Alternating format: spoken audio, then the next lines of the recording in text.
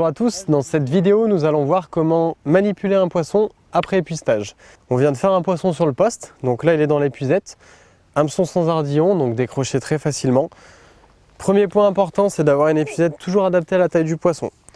Donc là on a pris une carpe, ce qu'on fait, on vient attraper notre filet à l'intérieur, toujours le tapis à disposition.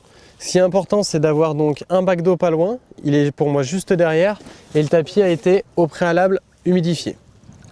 Donc vous venez mettre votre poisson à l'intérieur, toujours dans la longueur. On fait attention à ce que la dorsale ou les autres nageoires ne se prennent pas dans les mailles du filet, sinon ça peut les déchirer. Vous récupérez votre eau, toujours bien humidifier votre poisson pour le rassurer. Et vous venez retirer l'épuisette délicatement en faisant passer votre poisson par-dessus. On peut donc enlever notre épuisette. Alors, pour la manipulation de votre poisson, vous vous assurez toujours qu'il soit bien humidifié. Donc, en permanence, avoir une bassine d'eau à côté de soi. Et vous n'hésitez pas, pour le rassurer, à venir lui mettre de l'eau. Sur ce tapis de réception, en plus, c'est intéressant parce que vous avez une partie pour que l'eau puisse s'échapper. Mais par contre, votre tapis est toujours bien humidifié et votre poisson aussi. Concernant la prise de photo, ce qui est important, c'est de ne pas mettre vos doigts au niveau des ouïes. Vraiment, ça c'est une partie très sensible de la carpe, donc vous ne mettez pas vos doigts dedans. Ce qui est important pour la porter, c'est de venir glisser votre doigt juste derrière sa petite nageoire de devant. Donc vous venez la prendre de l'autre côté et ça vous permet, en la faisant juste basculer, d'avoir une prise sécuritaire. Votre deuxième main vient se mettre à l'arrière du poisson, avant la queue. Et là, vous tenez votre poisson de façon sécuritaire. Donc le poisson là est en sécurité. Toujours prendre les photos au-dessus du tapis de réception, comme on le voit ici. Si le poisson se débat un petit peu, au moins il est en sécurité, il retombe directement dans le tapis. Pour la remise à l'eau, vous avez plusieurs solutions, soit avec l'épuisette, soit avec le tapis selon le poste. Ou dans le cas concret, si vous êtes très proche de la berge, ici à quelques centimètres, vous pouvez vous assurer de façon sécurisée à porter le poisson dans l'eau. Ça va permettre sur un combat un peu plus long ou sur une séance photo de réoxygéner votre poisson avant qu'il reparte. Donc là, on reprend bien au niveau des nageoires, à l'arrière, et on fait basculer notre poisson directement dans l'eau. Ça va vous permettre de vraiment la réoxygéner. Vous ne la faites pas partir tant qu'elle ne décide pas d'elle-même de partir. Vous pouvez même lui faire un petit mouvement de l'avant vers l'arrière pour que le poisson se réoxygène. Et au bout d'un moment, vous allez sentir dans sa queue, elle commence là, l'envie de partir. Et voilà. Là, vous avez un poisson qui a été bien oxygéné, qui repart tranquillement dans son élément. Et voilà concernant la remise à l'eau du poisson. Donc on vous a montré comment manipuler votre poisson dans l'épuisette et dans le tapis de réception avec un tapis très humide et en bon état. Comment manipuler votre poisson pour faire une photo et la remise à l'eau.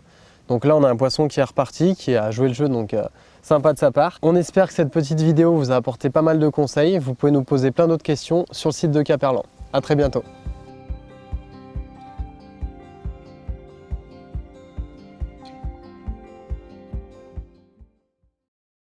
Bonjour à tous, dans cette vidéo nous allons voir comment travailler une carpe à la grande canne avec un élastique.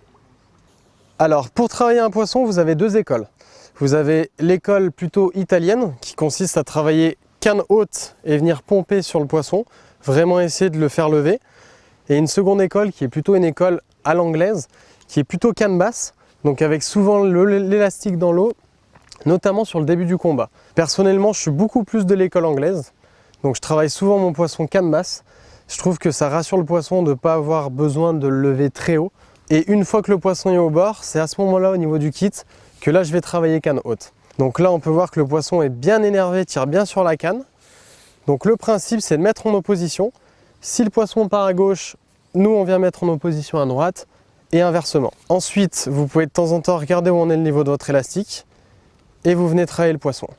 Ce qui est important c'est pas de tirer trop fort, notamment sur des endroits qui ne sont pas encombrés comme ici en pleine eau, parce que vous pouvez décrocher le poisson. Sur les zones encombrées, c'est pas la même chose, il va falloir tirer un peu plus fort pour faire sortir le poisson de la zone.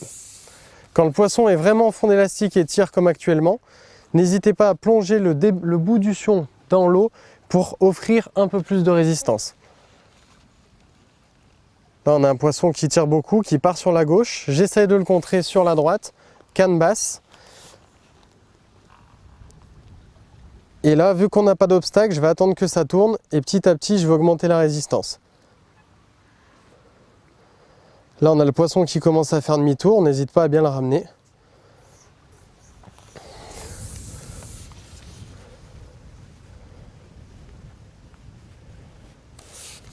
Et petit à petit, vous ramenez l'aimant de votre canne. Ce qui est très important, c'est de ne pas avoir un angle négatif entre le sion et l'élastique.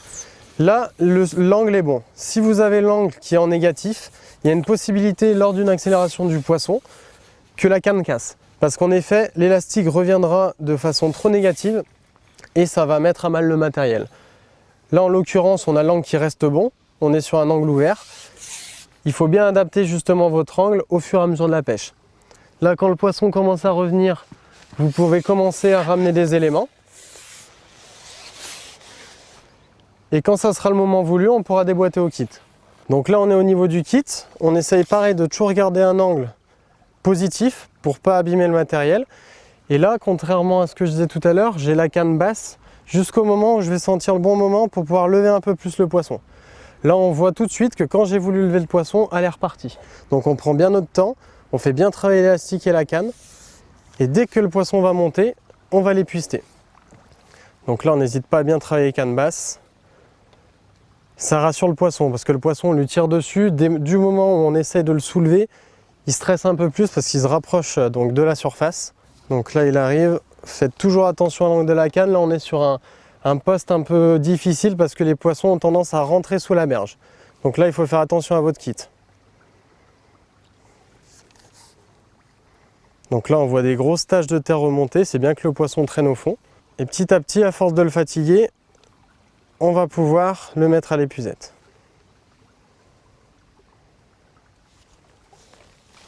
Donc là, il revient bien dans les pieds, donc c'est un peu plus compliqué pour la mise à l'épuistage parce qu'on a un poisson qui est vraiment dans les pieds. Donc faites attention à l'angle de votre kit.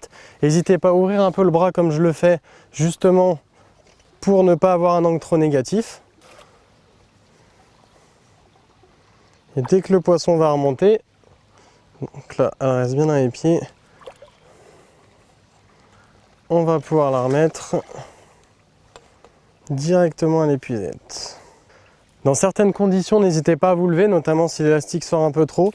Et dans la situation comme celle-ci où le poisson revient bien dans vos pieds. Comme ça, vous gardez un angle qui n'est pas dangereux pour la canne et vous avez un peu plus de flexibilité dans vos mouvements. Donc là, on a pu mettre le poisson à l'épuisette. Toujours très important, vous gardez votre tapis à disposition avec de quoi le mouiller. Et vous venez mettre vos poissons directement dans votre tapis de réception. Avec ce combat, on a pu voir les différentes techniques pour travailler un poisson. Ce qui est à retenir, c'est pas forcément si vous préférez la technique à l'anglaise, donc canne basse, ou à l'italienne, canne haute. C'est vraiment de faire selon vos préférences, de travailler le poisson en fonction des conditions. Et faites attention à votre matériel, toujours l'angle du kit qui est important. Donc voilà, on a pu, avec ces petites astuces, mettre cette carpe dans le tapis de réception. J'espère que cette vidéo vous servira. N'hésitez pas à nous poser plein de questions sur caperam.fr. On se fera un plaisir d'y répondre. À très bientôt.